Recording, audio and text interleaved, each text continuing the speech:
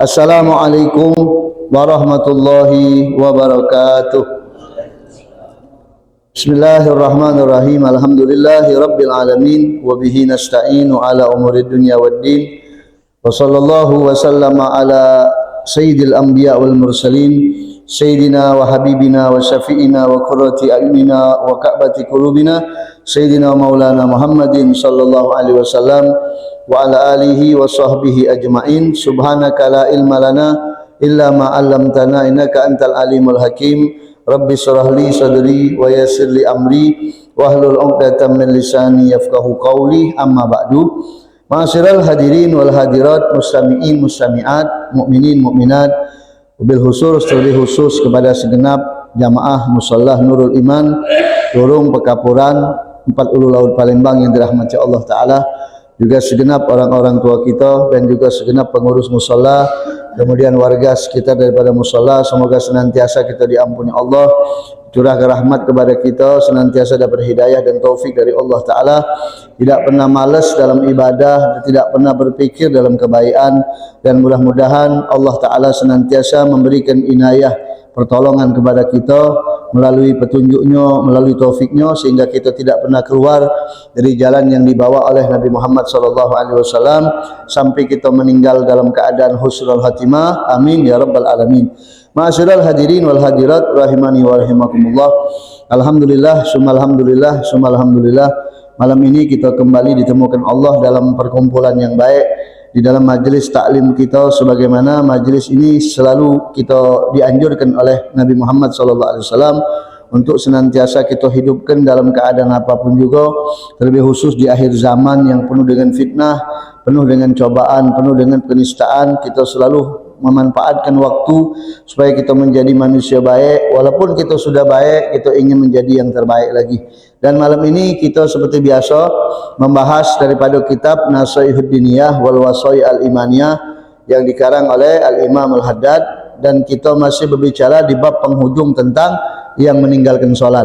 Bismillahirrahmanirrahim. Kalau minggu yang lalu kita bacakan hadis terakhir dari Rasulullah sallallahu alaihi wasallam, bahwasanya Nabi bersabda, "Man hafaza 'ala sholati", barang siapa yang menjaga salat, kanat lahu nuran wa burhanan wa najatan yaumal qiyamah, dia akan mendapatkan bukti nanti di hari kiamat, yaitu dengan cahaya, dengan bukti dan keselamatan yang akan dia rasakan ketika dia berada di padang mahsyar. Akan tetapi wa man lam yuhafiz 'alaiha, orang yang tidak pernah menjaga salat, selalu meremehkan salat, selalu mengecilkan salat, kadang meninggalkan salat dengan alasan-alasan yang tidak tepat, atau menunda salat dengan alasan-alasan yang tidak tepat, lam takun lahu nuran wala burhanan wala najatan. Nanti di hari kiamat dak katik bukti, dak katik tanda bukti dia tu umat Nabi Muhammad SAW, dak katik keberhasilan. Wa kana yaumal qiyamah, dan nanti di hari kiamat dia akan dikumpulkan bersama Fir'aun, bersama Qarun, bersama Haman, dan bersama Ubay bin Khalaf. Orang-orang atau tokoh-tokoh dari orang-orang yang disebutkan Allah di dalam Al-Quran. Mereka adalah musuh-musuh Allah Ta'ala. Nah ini maka kita berfikir, berarti banyak juga orang Islam yang kalau dia meremehkan solat, dia meninggalkan solat, dia menunda waktu solat, tak pernah nyaga solat, nanti dia hadir di kiamat, dia akan dikumpulkan dengan orang-orang yang menjadi musuhnya Allah Ta'ala. Nah ini yang kita takutkan. Kemudian faqad waqa'at tasrih min Rasulillah sallallahu alaihi wasallam bi kufri tarikus shalah. Telah terdapat keterangan yang sangat jelas dari Nabi Muhammad sallallahu alaihi wasallam bahwasanya Rasulullah sallallahu alaihi wasallam mengkafirkan orang yang meninggalkan salat. Orang yang tidak salat, dengan dia meninggalkan salat sengaja dalam keadaan terang-terangan dan tak katik malu dengan mengingkari, maka hukumnya kafir. Sampai-sampai terdapat riwayat dari sahabat, dari aslab kita, pendahulu-pendahulu kita yang soleh, mereka berkata, "Ma sami'tu ashaba Rasulillah sallallahu alaihi wasallam", aku tidak pernah mendengar para sahabat Nabi Muhammad sallallahu alaihi wasallam yaquluna fi syai'in minal a'mal, yang mana para sahabat itu berkata sesuatu dari perbuatan, mereka berkata meninggalkan perbuatan itu hukumnya kafir, tak katik kata ulama kita. Sahabat itu tidak pernah mengatakan kalau kita meninggalkan atau kita melakukan perbuatan itu kafir kecuali solat. Sikok itulah. Yang lain berzina, berjudi, maling, tidak kafir kan tidak. Tapi kalau solat kafir, tolak mutlak kafir. Itu maka lain masalah solat ini tidak boleh dianggap enteng. Oleh sebab itulah fa iyyaka summa iyyaka wa tarkas shalah. Hati-hati jangan meninggalkan solat. Au tarka syai'in minha, atau meninggalkan sebagian dari solat. Maghrib isya subuh dah. Yo, meninggalkan sebagian solat. Makanya kadang-kadang aneh ada manusia yang cak rajinnya inian, tapi subuh liwat, tidak diibadah, pergi ke pengajian, pergi ke maulid, pergi acara-acara itu, subuh tidak. Ini aneh. Maka hati-hati sama sekali. Kalau kita melakukannya, kita meninggalkan solat, faqad halakta ma'al halikin, kau telah termasuk kelompok orang-orang yang binasa bersama orang-orang yang akan dibinasakan Allah Ta'ala. Makanya dalam neraka itu ada sebuah lembah namanya Mulham. Dalam hadis Nabi sebutkan namanya lembah Mulham. Mulham itu adalah lembah yang Allah ciptakan, Allah jadikan untuk orang-orang yang tidak sholat di dunia. Dia akan dilemparkan ke dalam lembah Mulham di situ. Di situ dikatakan banyak sekali binatang-binatang buasnya di situ, di bawah lembah itu. Maka binatang itu akan nyiksa wong yang galak meninggalkan sholat di dunia. Ada lagi riwayat yang mengatakan lembah itu juga dilemparkan orang-orang yang galak nunda-nunda solat, menghilangkan waktu solat yang tidak katik manfaat. Nah itu, masya Allah. Nah ini naudzubillah min zalik. Oleh sebab itu, wa kama yajibu alaika an tuhafizu ala salat, kita diwajibkan oleh Allah, diwajibkan oleh Nabi Muhammad untuk menjaga solat. Wa yahrumu alaika an tujayiha, dan kita juga diharamkan untuk meremehkan solat, untuk menggampangkan solat, apalagi meninggal ke solat, kita tidak dibolehkan dalam Islam. Begitu juga diwajibkan terhadap kita antusaddida ala ahlika wa auladika, kita harus keras terhadap istri dan anak-anak kita. Kalau kita tidak diperintahkan Allah, kita tidak boleh meninggalkan solat, diharamkan kita meninggalkan solat, anak bini kita harus kita keras juga untuk mereka tidak meninggal ke solat. Harus keras, tidak boleh enteng. Sebab perkara solat ini bukan main-main. Tidak pacak dianggap main-main solat ini. Tidak katik toleransi dalam solat ini. Kalau ditinggalkan mutlak, sengaja, disengaja, kafir hukum. Kemudian setiap orang yang kita punya tanggungan, yang kita wajib kita urusi, harus mereka kita perintahkan untuk menegakkan solat. Wala tada lahum uzrun fi tarkiha, jangan ada alasan untuk tinggal ke solat. Ana teringat ana bagikan di grup video Habib Rizik ceramah Habib Rizik waktu 3 hari berapa yang lalu, istri beliau kan meninggal. Beberapa hari yang lalu kan nigo, beliau menunjuk tausiah. Beliau bukan menceritakan bagaimana istrinya tu, kebaikan istrinya, tapi memang beliau mengatakan uzkuru mahasina mautakum. Kata Nabi mengatakan, sebutkanlah cerita orang-orang yang meninggal di antara kalian yang baik-baik. Maka Habib Rizik menceritakan, itu menandakan bahwasanya dia ridho sama istrinya. Wanita itu kalau sudah diridhoi oleh suami, jannah lah itu, surga ya. Wanita itu paling gampang masuk surga. Asal suaminya ridho, ikhlas suaminya ngelepas ke dia, surga dia. Habib Rizik dia menceritakan ringkas ceritanya, bahwasanya istrinya selama 36 tahun berumah tangga dengan dia, tidak pernah sekalipun meninggal ke solat. Bahkan istrinya yang dia cintai tadi, yang dia sayangi tadi, kata beliau mengatakan, setiap masuk solat tidak pernah nunda solat, langsung lakukan solat di awal waktu. Bahkan kalau nak kondangan nak metu dari rumah, nak kondangan, dijingoknya dulu. Tempat kondangan itu sulit dah untuk solat. Kalau sulit untuk melakukan solat di situ, tidak kondangan dia. Saking menjaga solatnya. Sampai beliau ceritakan di akhir hayatnya, dia minta lepas segala impulsnya. Kalau sayang dengan aku, wahai Habib, ujinya lakinya, dia ngomong sama lakinya, bawa balik ke rumah Sudah cukup berbulan-bulan di rumah sakit ini sudah. Akhirnya dibawa balik ke rumah oleh beliau. Sampailah waktu akhir hayat beliau, pas waktu beduk zuhur, ya dah, dengan mata yang sudah tak nyingok lagi, tapi kuping masih dengar, maka dia noleh, kata Habib Rizik, seakan-akan dia tu minta isyarat, minta diwuduk ke. Maka Habib Rizik ngomong, nak wuduk apa? Manggutkan kepala. Pas zuhur, waktu zuhur, manggutkan kepala. Maka diwudukkannya oleh Habib Rizik. Diwuduknya di pucuk ranjang, kemudian diarahkannya ranjang tadi menghadap kiblat, kemudian Habib Rizik jadi imamnya. Setelah selesai salat zuhur, berapa saat kemudian menghembuskan napas terakhir. Masya Allah. Nikmat kan? Nikmat kalau kita punya bini yang rajin salat. Ya. Maka kita, maaf, sesakit apapun bini kita, ongkon salat. Tak boleh, sebab takut kalau dia mati tidak solat, ya Allah, kita dituntutnya di hari kiamat. Kita bimbing dia, kita bisikkan, kita ajarkan dia solat. Anak kita tegas ke juga, jangan kita tunjuk salah, jangan tunjuk uzur, jangan dengarkan alasan mereka, jangan taat dengan perintah mereka, hukum mereka kalau mereka tekak. Hukum masalah solat ini, waghdab alaih, marah benar-benar gitu. Jangan marah giliran tekak sama kita marah, giliran tak solat kita diam ke baik, salah gitu. Kita ongkon ke warung dak dia nandak kita marah, giliran dia tak solat kita talak ke, salah. Terbalik gitu. Mestinya ketika dia tak solat itu kita harus tegas sama dia. Kita harus benar-benar dahsyat dengan marah yang benar-benar. Bahkan lebih daripada kita marah ketika harta kita hilang. Kalau orang tak solat, anak kita, bini kita, fa illam taf'al, kalau kau tidak lakukan itu, dzalika kunta minal mustahina bihuquqillahi ta'ala wa binihi. Kita termasuk orang-orang yang meremehkan haknya Allah. Kita termasuk orang-orang yang meremehkan agamanya Allah. Kalau kita tidak tegas seperti itu.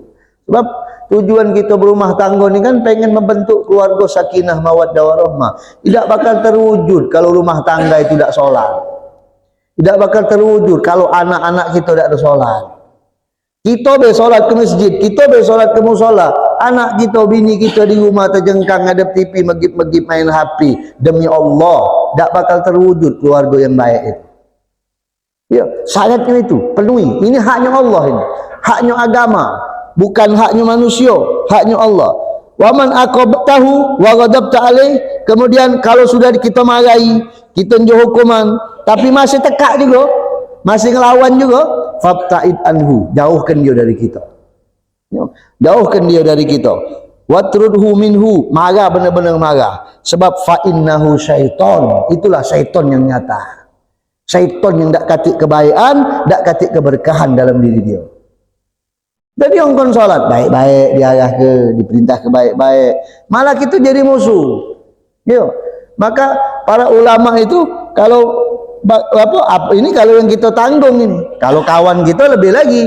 Kalau kita punya kawan tak ada solat, kita punya kawan tak pernah solat, Jumat tak pernah, solat tak pernah, wa tahrumu muwalatahu wa muasyaratahu, haram baginya untuk kita ngawani dia, untuk nekati dia tak boleh.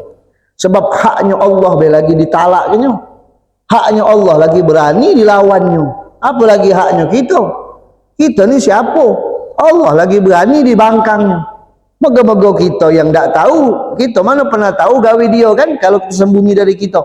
Dia Allah lagi berani dibudikannya, berani dilawan haknya. Nah ini maaf, ini pelajaran yang harus kita.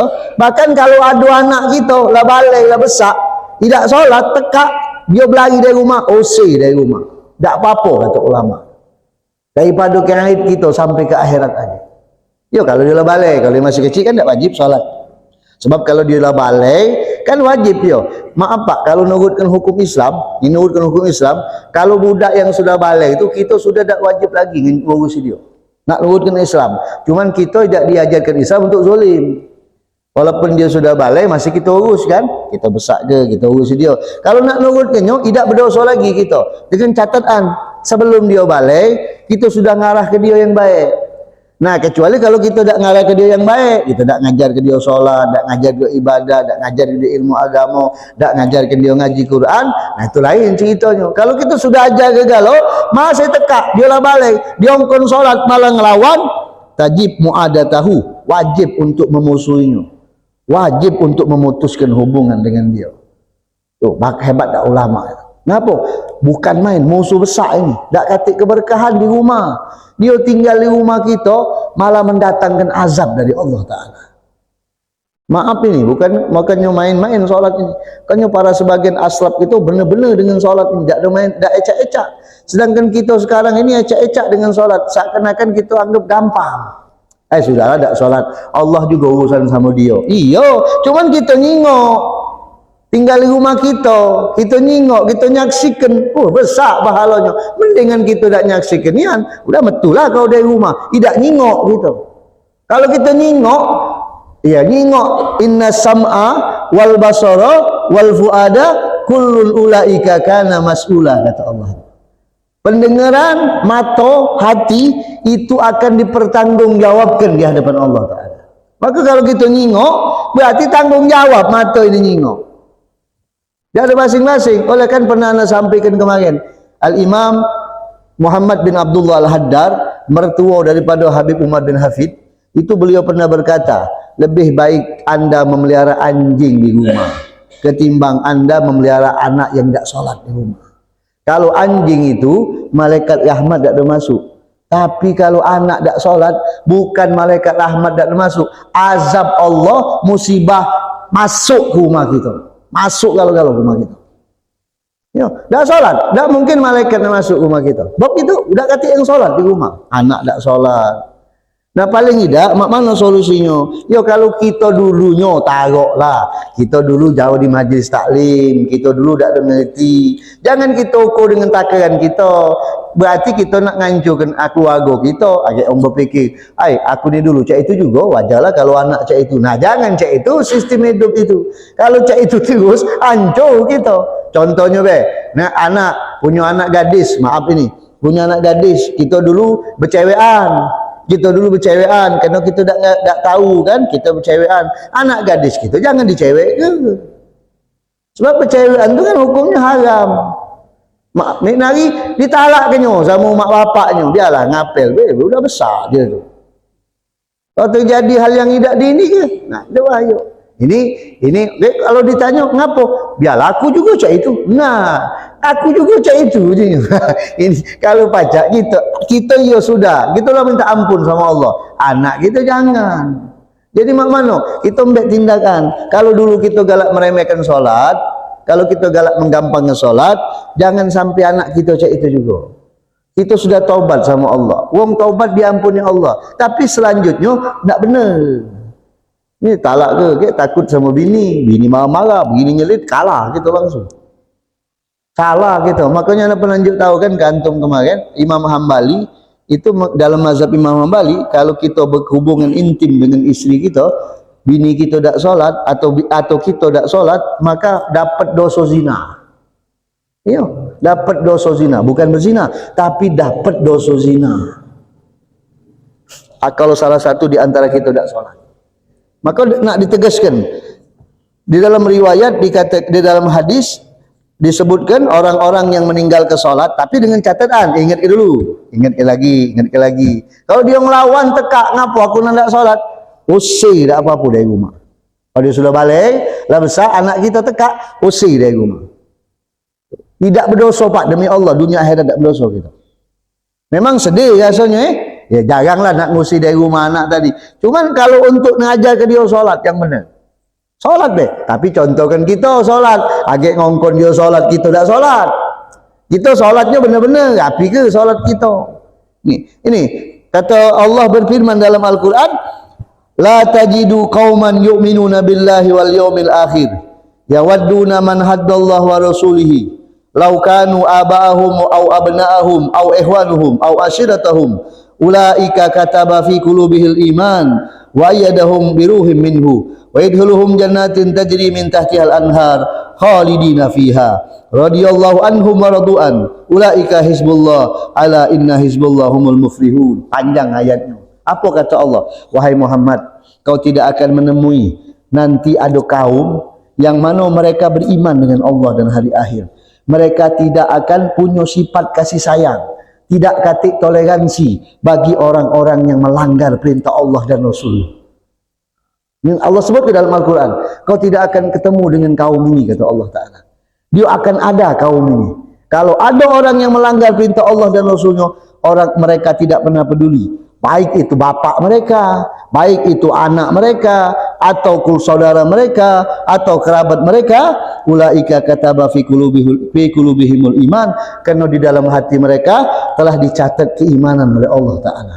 Tak peduli mereka. Kalau bapaknya, anaknya, saudaranya tidak solat, melanggar perintah Allah dan Rasulnya, tidak pernah peduli dia. Tak katik kasih sayang di antara mereka. Ini Allah sebut ke dalam surat Al-Mujadalah ayat 22. Nanti buka, tengok terjemahnya mana. Allah sebutkan seperti itu. Mereka lah, kata Allah Ta'ala, akan Allah masukkan dalam surga yang di mana di dalamnya mengalir sungai-sungai yang indah. Wa radhiyallahu anhum wa radu'an, Allah ridho dengan mereka dan mereka ridho dengan Allah. Ulaika hizbullah, mereka lah bentengnya Allah. Ini orang-orang seperti ini menjadi benteng Allah. Jadi pasukan Allah Ta'ala. Ala inna hizballah humul muflihun, sesungguhnya benteng Allah itu adalah orang-orang yang beruntung. Jadi kita tegas dalam kebaikan, bukan dengan duit baik. Kita ni kalau marah duit kita hilang, bawa ngamuk-ngamuk kita pecah kalau rumah. Tapi kalau nyingok keluarga kita tak salat, talak ke gitu. Ya iyalah, urusan dia sama Allah. Padahal tinggal di rumah kita. Iya. Di anak baik, kalau anak-anak tak salat di rumah, betul dari rumah. Tak salah tinggal di sini, keluar. Ya, sawah demi Allah. Kau tengok dah solat, keluar dari rumah. Kalau nak tinggal sini, solat. Habis solat, kau habis solat subuh, kalau kau ngantuk tidur tak apa-apa. Tapi solat dulu. Itu harus tegas. Tak katik kasih sayang kita dengan dia. Pacak jadi musuh besar anak kita ni di akhirat aja. Jangan main-main. Bini kita ni jadi musuh besar. Di dunia usap-usapan, sayang-sayangan, asap minum segelas berdua. Ada uangnya baik, kata uangnya dah. Ada uangnya lebih. Kata uangnya. Nah, adik dia akan jadi musuh besar buat kita. Iya, kalau kita tak tegas masalah hukum Allah ini. Nah, makanya kalau ini masalah had ini had namanya hukum, batas hukum Allah Ta'ala. Kalau masalah duit anggaplah enteng. Masalah harta itu enteng. Musibah tu, musibah dunia tu musibah kecil itu. Musibah yang paling terbesar itu musibah dalam agama. Besar pak, musibah agama ni.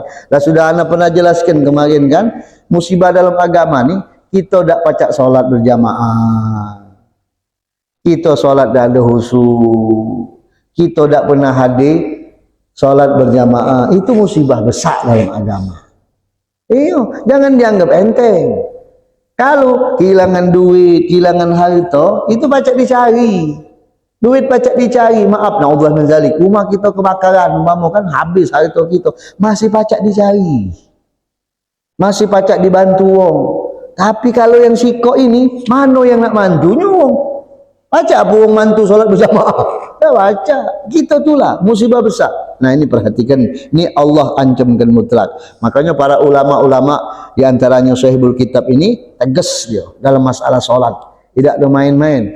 Abdullah Haddad ini wali besar, wali kutub, 60 tahun megang kutub. Bahkan di dalam riwayat-riwayat yang lain banyak ceritanya, karomah beliau. Kalau satu cerita anda dapat ke dalam kitab Syarah Ratibul Haddad kemarin, malam minggu kemarin anda buka. Jadi ada menantunya beliau, jadi anak beliau namanya Husin. Husin ini kawin lagi. Husin ini kawin lagi.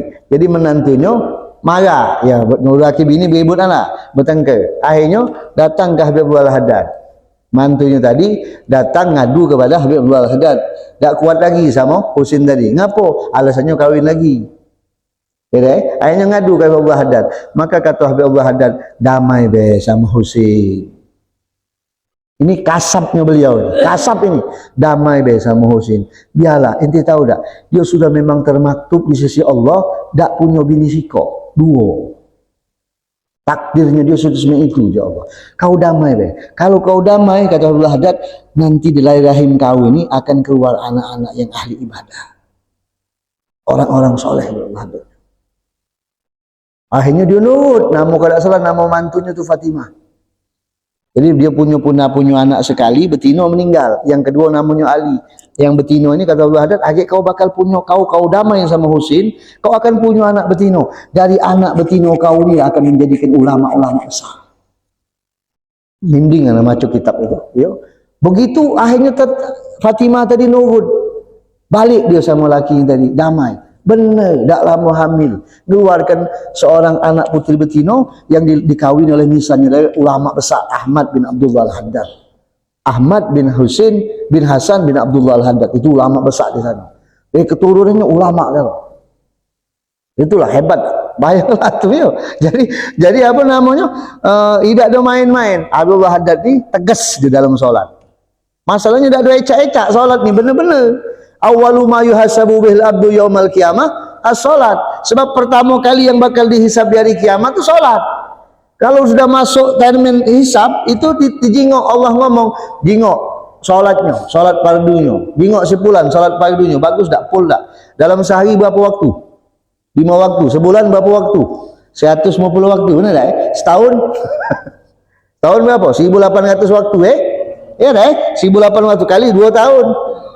3 tahun, kata Allah, jingok solatnya. Sempurna tak? Dari mulai dia balai sampai dia wafat. Dijingok solatnya. Banyak bolongnya, baru dijingok. Puasa solat sunnahnya, jingok. Untuk nampalinya. Bawa-bawa solat sunnah, ini lagi banyak bolong. Nah, solat sunnah, yang wajib lagi bolong kalau. Baru dijingok puasanya. Baru dijingok sedekahnya, baru yang amalan lain. Tapi kalau uang itu ketika dijingok malaikat, ya Allah, pol solatnya, cuma ada dikit berapa ikut yang liwat, tapi dia sudah istighfar, mohon ampun denganmu ya Allah, kerana kelupaan dia tak ada ingat. Maka kata Allah, jadi mak mana yang sedekahnya, yang puasanya, kata Allah tak usah jingok lagi. Kalau solatnya benar, pasti yang lainnya melok benar. Ya, solat itu. Makanya kata orang bingin itu jaga solat 5 waktu. Sekarang kita nakal, agak kalau kita galak jaga solat, besok kita diubah oleh Allah Ta'ala. Asak solat jangan tinggal. Tegaskan sama bini kita, tegaskan dengan anak kita. Ya, tidak berdosa pak nyarikan bini kalau tidak solat. Demi Allah tidak berdosa. Kalau bini teka nandak solat, ngapu kau juga. Kau nandak dengan aku sudah, aku nandak solat. Ceri ke? Iya, demi Allah ceri ke bini cari ke? Cari bini lagi. Banyak. Galaknya. Nah itu. Ya, laki juga ibu betino timbal balik. Betino punya laki nak solat. Ya deh, nak solat lakinya. Dia ngkon solat, tekak, ngapo kau? Aku kepala rumah tangga. Kau ke kualat kau ngkon aku solat. Kendak aku yang menentukan sugon aku. Adukan pengadilan. Minta surat talak. Iya. Tak ada berdosa, demi Allah tidak berdosa. Sebab ini perintah agama ini.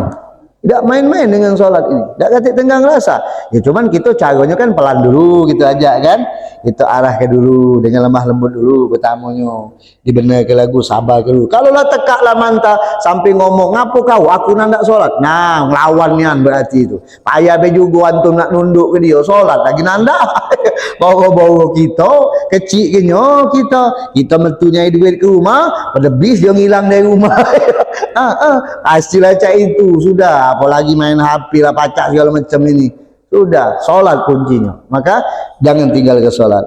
Oleh sebab itulah dikatakan wa ghayatun ma yusmahu bihil amil ghafil al mustaqrib mahma fatathu shalah, dan puncak daripada diizinkan orang yang umum, yang awam, yang lupa, mungkin dia pernah meninggalkan solat dulu-dulunya, dia pernah meninggalkan solat, maka diqadha sambil taubat kepada Allah. Itu kalau kita nak taubat, kita tidak pernah luput dari salah. Tidak ustaz, ada lagi ustaz mungkin lebih banyak dari antum salahnya.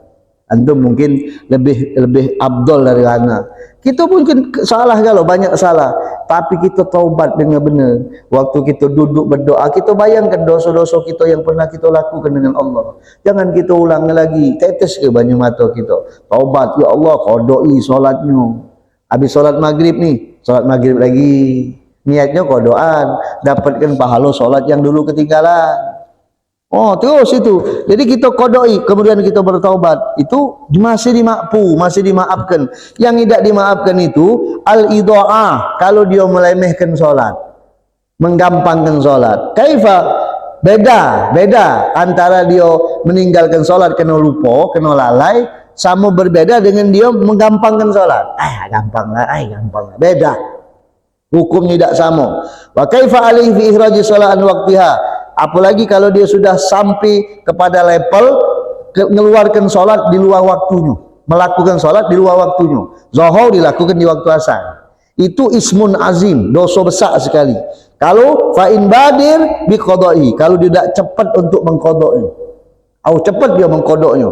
Kalau dia tidak kodok, setiap napas yang dia keluarkan dilaknat oleh Allah Ta'ala. Makanya orang yang tidak punya punya utang solat itu besar dosanya. Makanya ada solat hormatul waktu tadi. Solat menghormati waktu. Kita tak kata wuduk kan, kita masih pacak solat, cak di pucuk sepuh kan, cak pucuk pesawat. Masih pacak solat, walaupun kata wuduk, walaupun kata tayamum, kita masih solat. Harus solat, namanya menghormati waktu. Agak kalau kita sampai kodok solat tadi. Solat mak mana kita pacak lagi duduk usolli pada zuhri hormatul waktu 4 rakaat. Allah dalam hati niat aku solat pada zuhur menghormati waktu. Baik.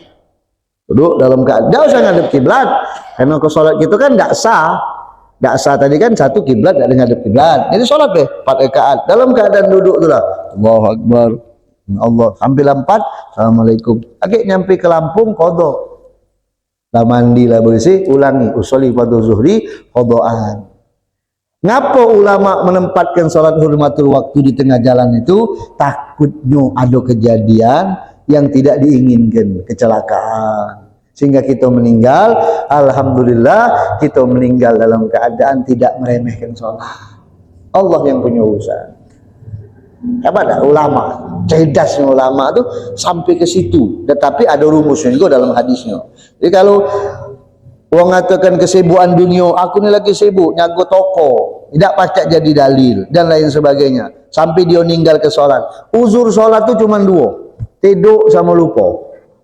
Uzurnya yang diperbolehkan untuk kita meninggal ke solat cuma 2. Tidur sama lupa. Kalau ketiduran ada 2. Ada ketiduran sebelum masuk waktu, ada ketiduran setelah masuk waktu.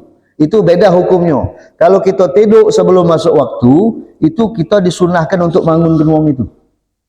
Tapi kalau dia tidur setelah masuk waktu, zuhur jam 12, dia tidur jam 12:30. Dengan bejinya tidur ngantuknya mata. Tak apa-apa kalau kita ngantuk beratnya, jangan solat dulu, tidur dulu dengar jadilah. Oke, bakal kayak solat bacaan Al-Fatihah jadi nyimpang ke lain. Jadi tidur baca situ, tidur dengan. Nah kalau orang tidur tu habis solat, habis masuk waktu, bangun kena wajib hukumnya. Wajib bangun ke dia. Kita tahu dia ni cak model kita di rumah. Barangkali kita di musola, tidak melok kerana kita ngantuk. Kita di rumah ngomong Harim nak tidur dulu dengar tahu Harim tadi tahu kita tidur jam 1. 1:30 dengar wajib dibangunkan. Tak boleh tak dibangunkan. Wajib hukumnya. Memang dia tidur setelah masuk waktu. Nah, sekali lagi lupa. Lupa tu dengan sebab-sebab lupa. Kalau dengan urusan nyari duit, lupa lain lagi ceritanya. Urusan-urusan yang berkaitan dengan agama. Contohnya kita belajar, ngaji Quran, lagi berzikir. Sehingga kita asik lupa. Belum salat zuhur, kasihkan. Begitu sudah belum asar, astagfirullahaladzim. Zuhur belum. Tak apa-apa. Kapan pacak dikodok solat itu. Tapi lebih baik, lebih cepat, lebih bagus. Tidak berdosa kita sebab lupa. Nah kalau sengaja ni bahaya. Nago toko kata bos kita tadi Cina umpama atau Muslim bos yang ada juga orang Islam yang sakit hati tu. Ai kau ni solat ujung agak bembek para asal bawa solat. Ngapa lagi kami wong belanja ini? Tadi ni dulu. Nah ini bahaya ini. Iya bahaya itu. Berdosa kita kalau kita melok dia. Kena laknat gitu. Nah, itulah tadi. Makanya maaf, kalau kita memang pacak nyari gawian yang lain, berhenti dari situ, cari gawian lain. Jangan sampai ibadah kita ditekan wong. Kita nak bebas ibadah ni. Artinya kalau sudah ibadah ya terserah. Kalau sudah solat, wa idza qudiyatis solat fantasiru fil ardi kan. Kalau sudah selesai solat ya silahkan nak nyari duit lagi. Yang penting solat dulu. Nah, itu yang paling diajarkan oleh Islam. Wa ala wulatil umur, dan juga terhadap para penguasa. penguasa yang punya kedudukannya, punya jabatannya untuk membawa masyarakat umum agar melakukan solat 5 waktu. Wajib itu. Apalagi solat Jumat, itu yang tugasnya itu yang berkemenangan, DLAJ, apa namanya? Yang galak di pasar ini, Pol PP. Pol PP itu wajib itu, dia punya hak ngongkon solat Jumat. Ya boleh dia. Solat Jumat, tutup warung, solat Jumat dulu. Itu hak dia. Itu wajib ulatul umur itu. Ya, ulatul umur ni dari MT, dari RW. Dia wajib ngongkon warganya solat. Kalau ada warga solat tegur, itu RT yang hebat itu. Tegur solat, solat masjid, jangan nak kejinguan terus. Kau nak punya jinguan di masjid, ayo be jinguan. Kalau pula kopiahnya be. Ya, tak pernah sendal kau lagi mana tak tahu. Nah, wajib itu hukumnya. Kalau umpamanya dia malas, ingatkan dia, ajarkan dia. Kalau dia umpamanya tak solat, engkau taubat. Apalagi yang pucuk-pucuk, jabatan-jabatan yang punya jabatan pucuk. Cak presiden itu berhak dia ngongkon warganya solat. Ya, tugas itu. Kalau sudah ada sampean, maka gugurlah kewajibannya kan, kita sudah nyampi ke kan, seperti itu. Nah, jadi kalau umpama ulat para penguasa ini tadi diam kenyobae, dia mendapatkan dosa yang besar. Benar tak kata Rasulullah? Jadi penguasa itu dasar. Jadi penguasa ini dasar. Anak kemarin dapat kiriman dari Habib Ustaz Umar Abdul Aziz Borang, Rubat. Dapat kiriman tentang masalah nunjuk duit untuk wong kalau nak jadi pemimpin, bagi ke duit. Nah, dalam kitab sarah daripada kitab Fathul Mu'in itu beliau ngirim ke di grup bahwasanya dikatakan oleh satu ulama, kalau umpama seorang pemimpin itu kita tahu saingan pemimpin kita ni wong munafik, wong fasik, ya deh, wong yang ahli maksiat, yang kalau kita yakin kalau dia jadi pemimpin bakal dahsyat negara kita, bakal hancur negara kita, maka saingan dia yang taat tadi, saingan dia yang baik tadi, boleh mengeluarkan duit untuk ngongkon wong milih dia. Daripada dipimpin oleh wong yang dahsyat itu. Itu ada keterangan kitabnya. Nah, ada di dalam ada hapiana, ada dalilnya, ada keterangan kitab. Supaya masyarakat selamat dari sifat kemunafikan dia ini tadi. Tapi tujuannya itu bukan tujuannya bagi kedua untuk minta dipilih, bukan. Ya memang untuk dipilih, tapi tujuannya itu bukannya untuk semata-mata dia nak jabatan, tidak. Semata-mata dia nak menyelamatkan wong muslimin dari tengkeman pemimpin yang zalim ini tadi. Jadi kalau kita ada dalil sekarang kan, kalau memang yang nunjuk tadi tujuannya baik, kita boleh ngembeknya, tak apa-apa. Tapi kalau jarang seming itu, nek nari ratu-ratu nunjuk ada maksud. Bagi ke duit. Nah, to the point bela sudah. Mak mana hukum limonya? Haram. Tak kata koma, haram, tak boleh. Sebab carilah pemimpin yang tidak bagi ke duit. Yang memang pilihan hati masyarakatnya. Kalau sudah bagi ke duit, berarti kita sama dia 11-12. Pemimpin yang zalim itu kata Rasulullah SAW, begitu dia nak masuk melewati sirat mustaqim, jembatan, itu langsung bergetar jembatannya. Sampai dikatakan dalam hadis, engsil-engsilnya lepas kalau. Sehingga dia mijak langsung masuk ke dalam neraka jahanam. Tuh, kalau dia tak bertanggung jawab dengan rakyatnya, kalau dia diam baik, padahal dia tahu kan, dia diam baik, sudah biarlah urusan sama Allah. Dia penguasa, tidak pacak dibiarkan itu. Hukum terus berlanjut sampai hari kiamat. Dia mempertanggungjawaban, tak katik keringanan dalam hal itu. Apa yang terjadi dalam urusan agama harus tetap ditegakkan sesuai dengan syariatnya. Itu ya. Kalau masalah sholat kan, ini kan keputusan, artinya bukan nak mesti nak negara Islam kan. Kalau sholat ini kan tidak mesti nak negara Islam ni kan. Yang penting dia orang Islam, dia wajib sholat. Paling tidak dimulai dari keluarganya dulu, daripada anak bininya dulu. Nah, itu. Jadi ada tugas tersendiri bagi seorang pemimpin yang memimpin satu negara atau satu lingkungan untuk mengajak masyarakatnya supaya tidak meninggalkan sholat 5 waktu. Masalah metodenya terserah. Mak mana pacaknya baik. Nah, itu yang diajarkan dalam syariat Islam. InsyaAllah ini masalah sholat kelar sudah. Habis. Nah, sekarang kita masuk masalah zakat. Masalah bab tentang zakat. Di sini kita tidak bicara masalah hukum fikihnya, tapi jelaskan sedikit-sedikit ada masalah fikihnya zakat.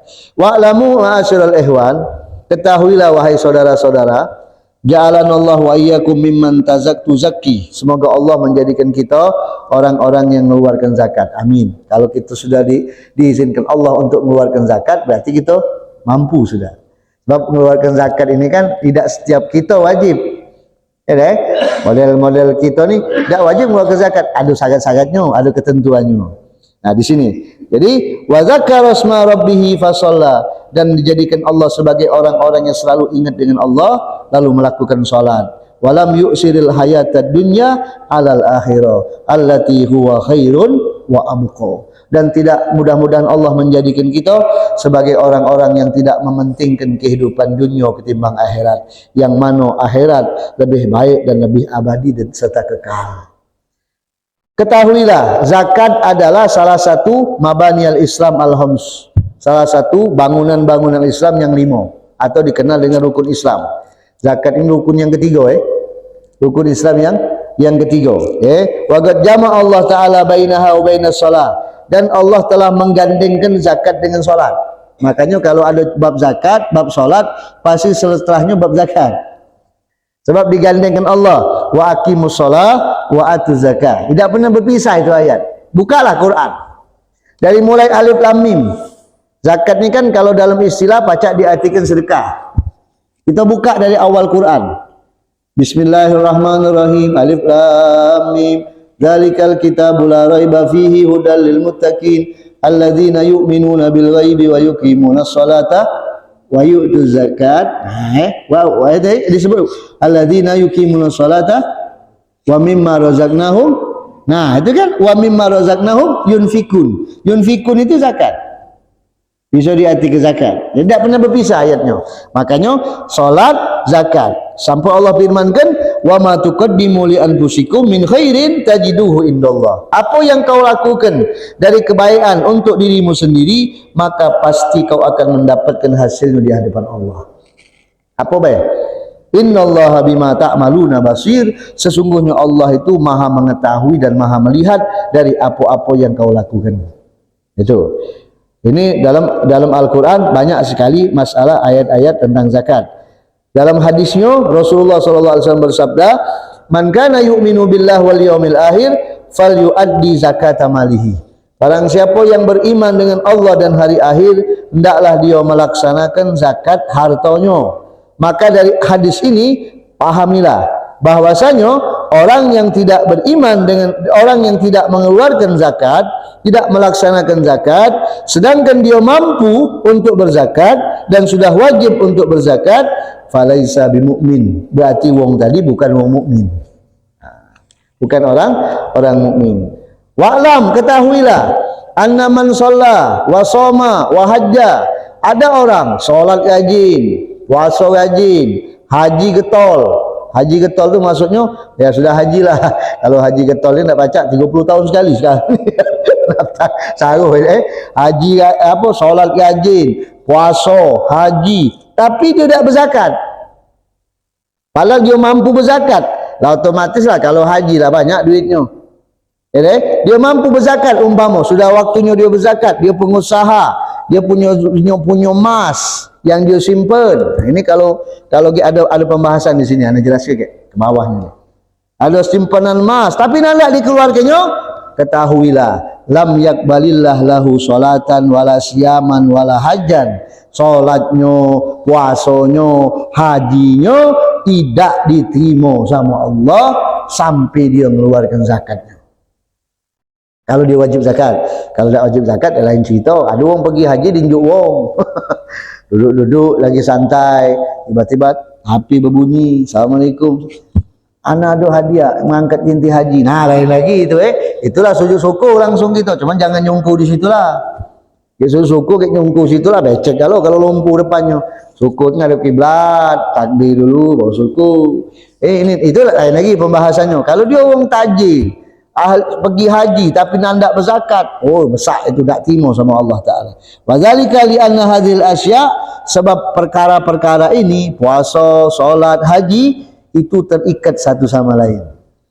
Terikat satu sama lain, tidak akan diterima oleh Allah dari wong yang mengamalkannya sebagian, kecuali dia mengamalkan galo-galonya. sebagaimana disabdakan oleh Rasulullah sallallahu alaihi wasallam. Yang berapa Isa? Sudah? Semenit? No, semenit lagi. Masya Allah. Kemudian ketahuilah, anna zakat itu tidak wajib kecuali dalam harta yang khusus Apa? Harus ada takaran. Sudah tu dari emas sama perak. Kemudian harta dagangan yang didagang kemudian biji-bijian yang ditanam seperti beras atau simar buah-buahan yang dikeluarkan zakatnya. Al-an'am binatang ternak. Nah, jadi sambungannya ke depan. Kalau kita jelas ke sikok-sikok. Kalau sekarang jelasnya kayak ngaca kili, kulu tidak kili tidak. Insyaallah kayak mudah-mudahan Allah Subhanahu wa taala senantiasa berikan kita nikmat sehat, berikan nikmat ibadah dan menjadikan kita sebagai hamba yang taat, tidak pernah meninggalkan salat 5 waktu, selalu istiqomah dalam kebaikan. Begitupun keluarga kita, anak istri kita, semoga diberikan Allah hidayah untuk bisa melaksanakan kewajiban yang Allah tentukan kepada kita. Kurang lebih mohon maaf. Subhanakallahumma bihamdika asyhadu an la ilaha illa anta astaghfiruka wa atubu ilaik. Wa sallallahu ala sayyidina Muhammadin wa ala alihi washabbihi wasallam. Alhamdulillahirabbil alamin. Al-afu minkum. Assalamualaikum warahmatullahi wabarakatuh.